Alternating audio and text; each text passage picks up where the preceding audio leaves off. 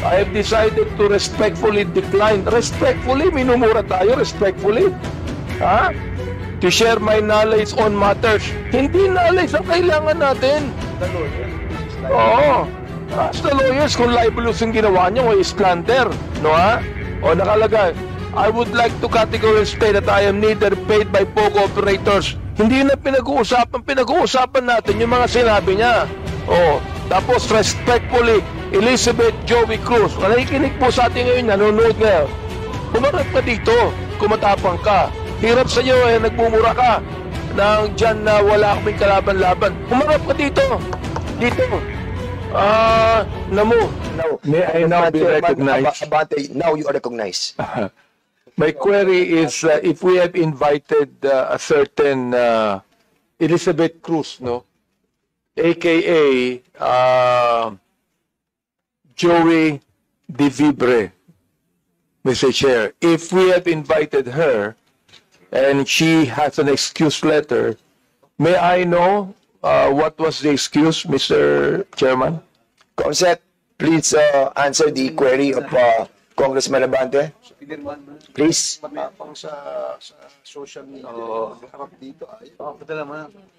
Thank you, Mr. Chair. Ms. Elizabeth Joy Cruz was invited and she sent an excuse letter via email. I am referring to AKA Joe De Vibre sapagkat matindi yung kanyang mga sinabi dito.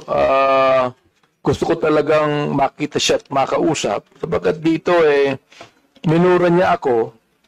At ang sabi niya, panay kabobohan sa quad. Sayang kuryente sa'yo. Pagkima sa kanya. Ano yung pack you? Pack you. Hindi ko alam yung pack. Huwag mo na sabihin. Congressman Abante. Tutuloy ko lang buta. Mr. Chairman, Congressman, don't be so personal. Let's be more comprehensive on this approach. Binabasa ko lang po. Binabasa ko lang eh. Sige, go ahead. I'll give you Pangalawa, November 13, 2024, nagmura na naman siya. Hindi ko na babanggitin yung mura niya. Pag tinatanong kung anong legislation ginawa niyo in relation to this BS, ano ba yung BS? BS inquiry, sasagot ka. Swelduhan ka ng taxpayers, gago. November 3, 2024, si Benny Abante at si Romel Marbil ay mga protektor ng illegal na droga dahil pilit nilang pinalalabas na hindi ito ganoon kasama. Tapos sabing ganyan, si Dan Fernandez and Ace Barber's survey are depressing. Alam na nila na matatalo sila sa eleksyon.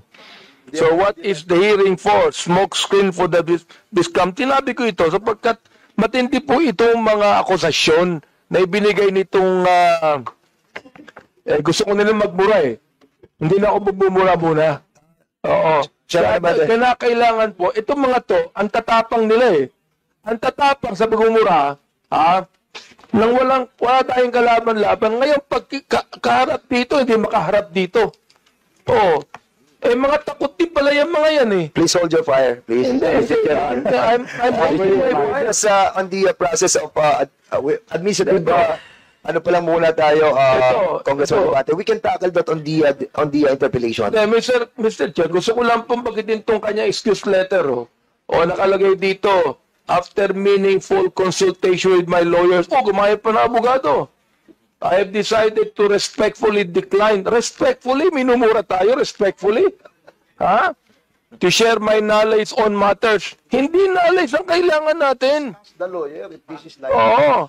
As the lawyers, kung libelous yung ginawa niyo, o slander, no ha? O nakalagay, I would like to categorically state that I am neither paid by POGO operators. Hindi na pinag-uusapan. Pinag-uusapan natin yung mga sinabi niya. Tapos respectfully, Elizabeth Joey Cruz. Nakikinig po sa atin ngayon, nanonood ngayon.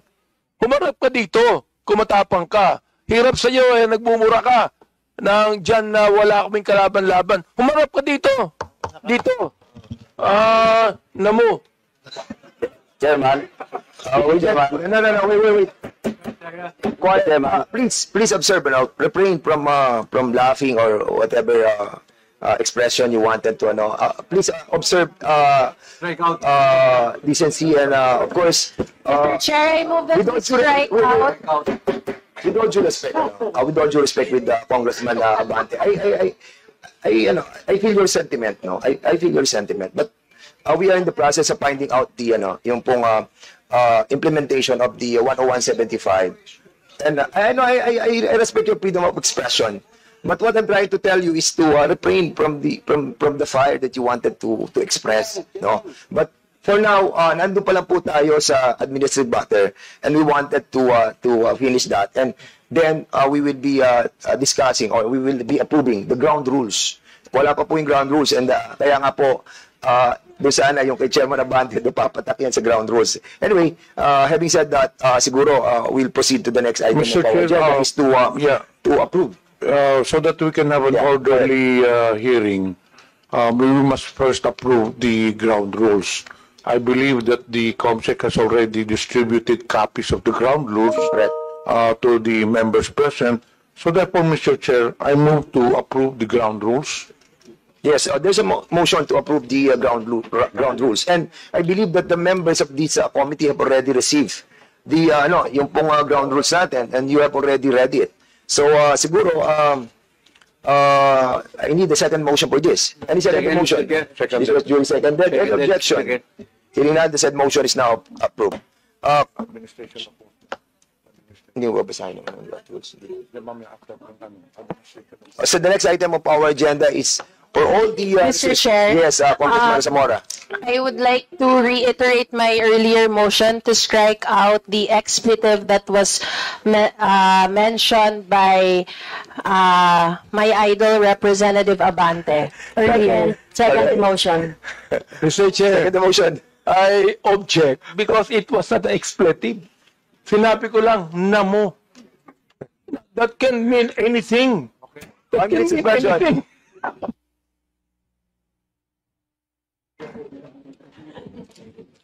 Hearing resume.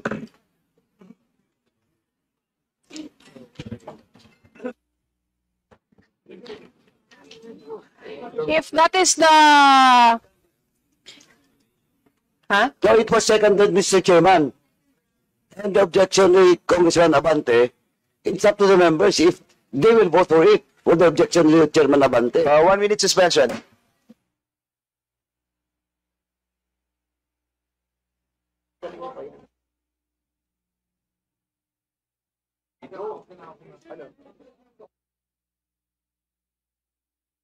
Okay na. Hearing resume. So there's a motion to strike out the word that was delivered by Congressman Abante, and this was duly seconded. Any objection? Hearing none, that motion is approved. Mr. Chair, I would like to manifest na because it was a motion made by she's just like a daughter to me because her father is a very good friend of mine. So I would like to withdraw my objection, although it is not actually an expletive. But I'm withdrawing it for the sake of the motion, Mr. Chair.